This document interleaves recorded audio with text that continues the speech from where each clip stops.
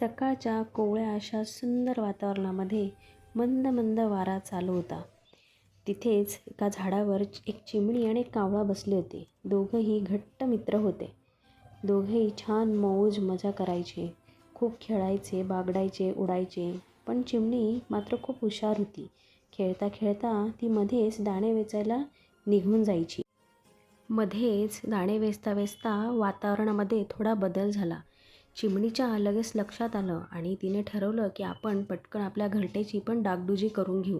म्हणून ती सगळ्या काड्या वगैरे वेचायला तिने सुरुवात केली आणि पटापट तिच्या घराची डागडुजी करायला लागली. आणि बघता बघता सुंदर घरटं तिने तयार केलं. कावळा मात्र आला आणि हसायला लागला की हे काय करतेस तू, अजून तर भरपूर वेळ आहे.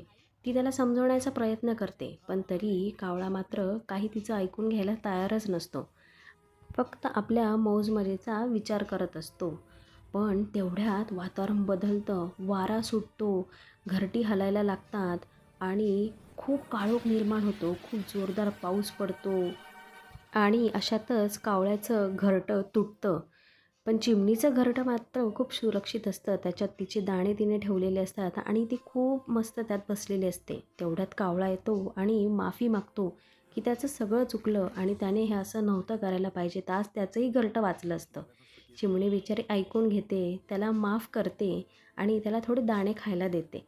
कावळा मस्त दाणे खातो, तिला खूप आभारही मानतो की तुझ्यामुळे आज मी व्यवस्थित आहे. आणि दोघं घट्ट मिठी मारतात. तेवढ्यात वातावरण बदलतं, ऊन पडतं.